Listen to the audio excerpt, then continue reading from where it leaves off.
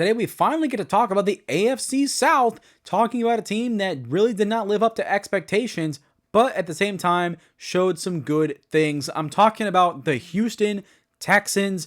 We're going to talk about where I had them in August, what happened with their season, and how they can get better and continue building on what they have over there. But before we begin officially, all right, and welcome in everybody. Hope you're having a fantastic, fantabulous, awesome freaking day. My name is Garrett Shumake, and you are listening to the Shumake Take. Welcome in to Predictions versus Reality. The offseason is wrapping up with the AFC South, and for some reason, I'm starting with the Houston Texans, starting with the first instead of the fourth. There's a reason for that, and yeah, you guys will see that when that video drops.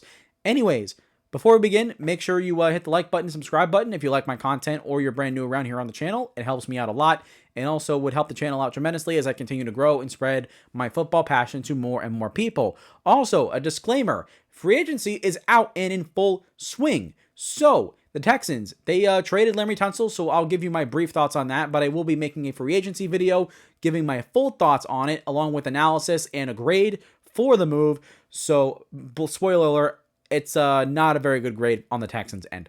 Anyways, so free agency is in full swing, and so if you are a team or you're a fan of a team watching this Predictions versus Reality video or any other video, and you do not see a player or if there's a piece of information missing, it's not me forgetting about it or purposely leaving it out. As news continues to drop like flies every single moment, yeah, something's probably going to get lost in translation at some point. So that's just a disclaimer there. So now let's officially begin talking about the Houston Texans. So where did I have this team in August? Well, this was the third team that I had a perfect prediction. I had them going 10-7 and they finished 10-7. I had them going 10-7 because they were a good team. I was never saying that they weren't, but I was one of those people that was like, pump your brakes. This team is not as good as you are hyping them up to be. People in the offseason were saying, oh, the Texans are going to run the AFC South for years. They are going to absolutely challenge Kansas City for the Super Bowl. Like, people had Super Bowl expectations for the Houston Texans, which is wild to think about. That's the first time they've ever actually been in that conversation. Legitimately, and I wouldn't even say legitimately, kind of just like there, right? But at least they were being talked about, which is nice if you're a Texans fan. I won't deny you that. But at the same time, looking at free agency, I thought the only truly great signing was Danielle Hunter, which ended up being really good, by the way. But guys like Azeez Al-Shaair, Danico Autry, they were good pieces, but they're not elite guys. And also, they added a ton of low-end starters, depth pieces. And on offense, they did not do anything except for trade for Stephon Diggs, which really kicked this hype train into gear, right? But I just didn't buy it. Not to mention that I thought this team would struggle going from being the hunter, which they were in 2023, to being the hunted, which is a different dynamic, and a lot of teams struggle to adapt to that. That's not just Houston. That's a lot of teams that have to go through that not very many are able to properly adapt, which the Texans ultimately didn't. That being said, that's it, actually. That is all that I had to say. Let me just continue then to what happened with their season. So, obviously, they finished with a 10-7 record. Their offense ranked 22nd, and their defense finished 6th overall. And their three best wins, in my opinion, were against Buffalo, 23-20, showcasing that they could have the potential to go toe-to-toe with the best teams in the league. They beat New England 41-21 and beat Dallas 34-10, showing that, okay, yeah, these were bad football teams, but also that their offense and defense could play really well together when it mattered. So, unlike most teams that finished with a similar record, just talking about what led to it, you got to talk about this Houston Texans team because there was a lot that went wrong with it. Despite finishing with the same record that I had them projected as, and also finishing the same record that they had last year, this team did take a step backwards in a couple ways. The first one was the injuries to the wide receivers. Nico Collins, Tank Dell, Stephon Diggs, all these guys got hurt at points during the year, which made it really hard for CJ Stroud to have chemistry with his receivers, which contributed to the passing game numbers taking a massive dip. But also, that wasn't just it. The run game was also inconsistent. Joe Mixon, while he was great, really, really good in some games, there were some others where he was a complete non-factor, like putting up barely any numbers whatsoever. He managed to barely crack 1,000 yards, which congratulations to him. That's not to say that he had a great year by any means. Like I mentioned, there's games where he was great and there's games where he was awful. And there's really not very much in between there. With those two things being said, play calling and offensive coordinator at the time, Bobby Slowick, took a step backwards with the injuries and inconsistency in the run game. And the next topic that we're going to talk about, none of that helps. But at the same time, there was times where play calling was very questionable, right? Running when it's an obvious thing where you should pass, passing where you should run, right? That type of stuff, right? Typical play calling debates and issues. And then also, he would call plays that really didn't utilize their players' strengths or really help them when they were hurt. They tried to run the same thing. And to a certain extent, in an NFL offense, your scheme's going to remain the same, of course, right? It doesn't drastically change from player to player when one player goes out and another one comes in. That's not how that works. But at the same time, every player has their little thing. A receiver might have a route here or a formation, or they look at a defensive formation and okay, they see it and they know that they're going to have a good route, right? Like there's little things like that that really help keep an offense that's injured, keeping it floating and keeping it a sail without it sinking. And Bobby Slowick, I don't think did enough to do that, which is why he got fired. Honestly, then again, I'm still not very sure if that was the right move because now you have CJ Stroud learning a new offense. And so if that fails, then you have a bigger problem in Houston, but it's too early to tell if that's the case. But the next thing that was a definite issue for Houston was the offensive line. The offensive line straight up sucked. They were awful, genuinely awful, and they were probably the biggest reason why everything on offense fell apart for Houston this year as my tablet falls down. I've already talked enough about the interior offensive line being terrible, but they allowed the second most sacks in the league, and anytime the offense was healthy and looked good, and this fresh brand new tile that was laid out, they were the hammer that went wham, wham, wham, wham, wham, and just broke it every single time. Every single time something was going right for Houston on offense, the offensive line found a way to just screw it up and then throw everything backwards. That happened a lot for Houston. A lot. I mean, I'm talking a lot where they were moving down the field, things were working, and then a sack on first down would kill the drive. It would straight up kill the drive and they would have to punt or kick a field goal. That happened way too many times. Way too many times in 2024 for the Houston Texans to have, the success that they quite frankly had. So to see them win 10 games despite that was quite miraculous, if I do say so myself. But that being said, the offensive line was just absolutely terrible. And then you add the inconsistent running game and injuries at receiver, and you have an offense that was arguably top 10 last year, finishing 22nd overall. Moving on here, the defense, while it wasn't a thing that necessarily went wrong, it wasn't as good as people made it out to be despite what they finished. They finished, pretty darn good statistically. I'm not going to deny that. I'm not going to take that away. At the same time, against offenses like Green Bay, Detroit, Minnesota, Kansas City, Baltimore, excluding Kansas City and Green Bay to a certain extent, you're talking about top-tier elite offenses, and they got absolutely smoked. They got absolutely smoked by the best of the best. Even Kansas City, they got 29 points dropped on them.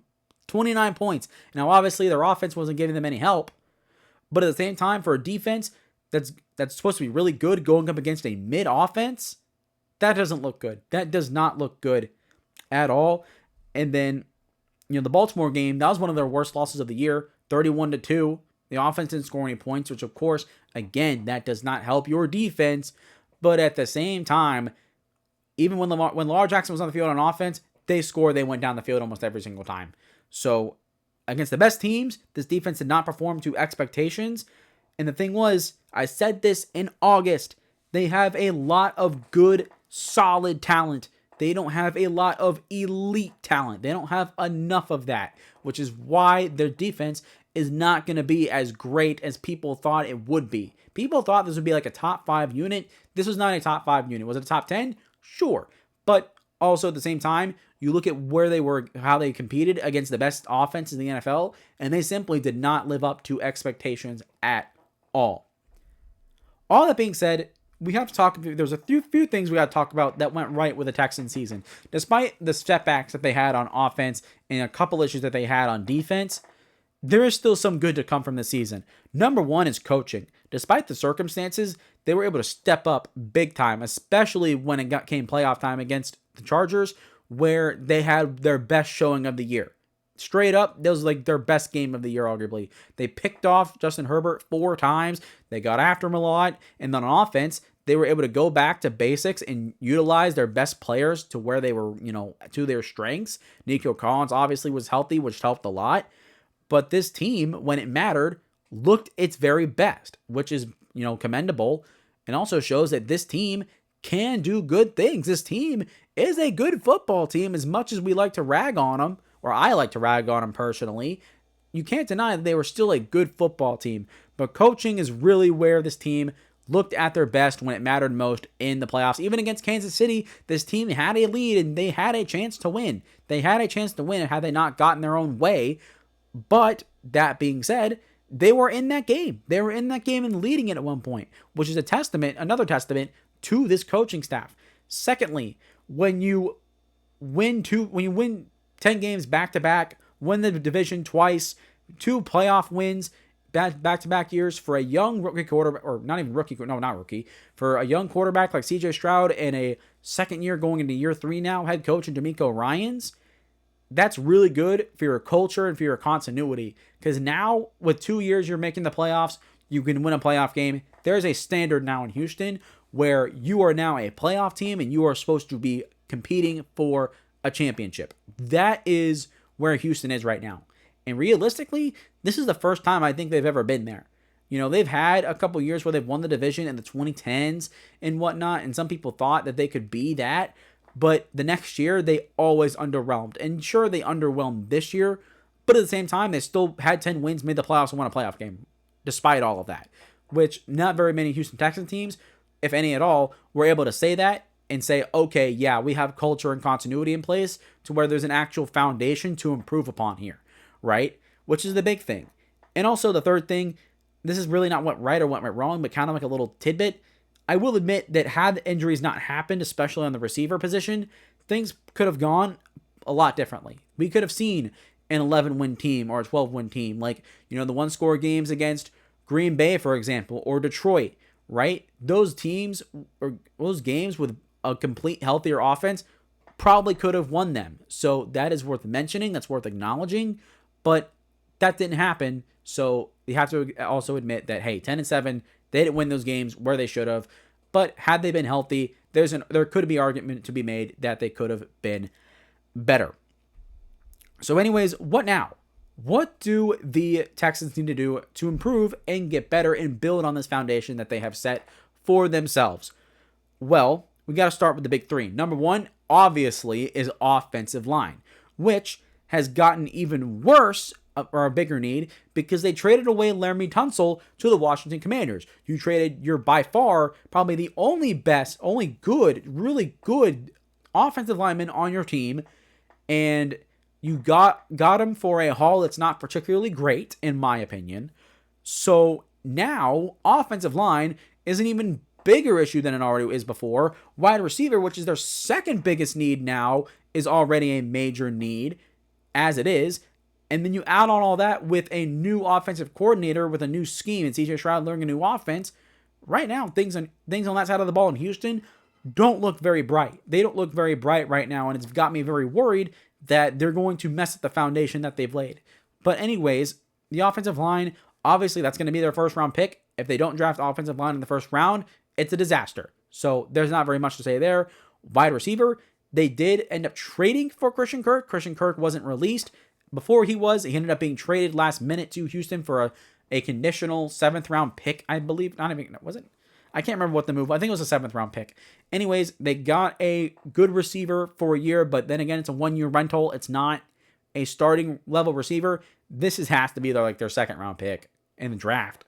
I would say they got to sign someone in free agency to help them out, and then get a guy in the draft that's young that can continue developing, because outside of Nico Collins, they don't got that guy. Robert Woods, aging. They signed Braxton Berrios and Justin Watson in free agency.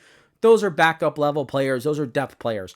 Fine, that's good. I'm glad they added that. They need it, but they don't have any starting quality receivers outside of Nico Collins. Tank Dell, I don't know if he comes back, if he's going to play the same. I'm hoping he does, right, for him. But I can't bank on that if I'm the Houston Texans. And then Stephon Diggs, he's gone, right? Maybe you bring him back. That's a possibility. But I'm not going to bank on that. So I expect them to draft a receiver in the second round and really address that position so they can continue building that offense. And then the third biggest need here is defensive tackle. They have their edge rushers. Their defensive tackles are veterans, so just adding youth in there will really help grow that unit.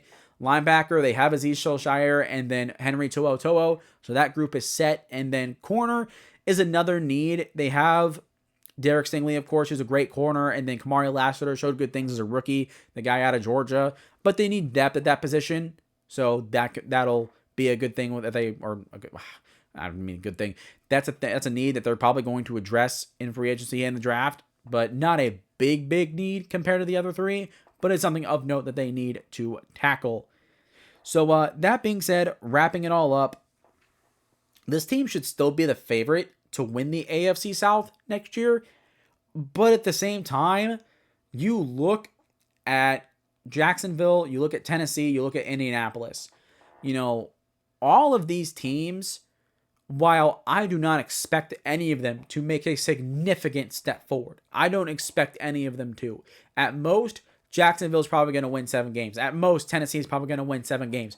The Colts, they're going to stumble their way to 8-9 wins like they do all the time. But at some point, it's going to come crashing down again. And with the uncertainty of Anthony Richardson, I don't know. We'll just have to wait and see. The Colts probably right now have the best chance of competing and challenging with Houston. So this could be another year where Houston kind of wins the division by default again, which would be unfortunate. I would hope one of these teams would challenge Houston.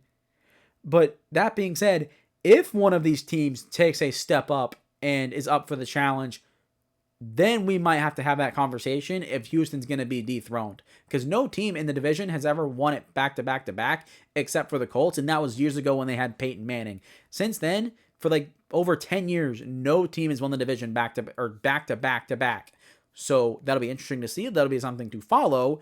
But for now, that's way far and away. So with all that being said, that is going to do it for me today, guys. Hope you guys have enjoyed, and if you did, please consider leaving a like on the video and consider subscribing to the channel. It helps me out a lot and continue to help me spread my football passion. Continue to spread my football passion. And also, we're trying to reach 50 subscribers, so live streaming will become enabled, and that way we can maybe grow the channel a little bit more together. And also, Texans fans, let me know your thoughts in the comments down below. Who do you want them to draft in the first round more specifically? Do you want tackle now, and maybe you reach for one, trade down? I don't think the two top guards will be available, so trading down might be important there for you guys. But let me know your thoughts. What do you guys think about that? What do you guys think about the Laremy Tunsil trade? Do you like it? Do you not like it?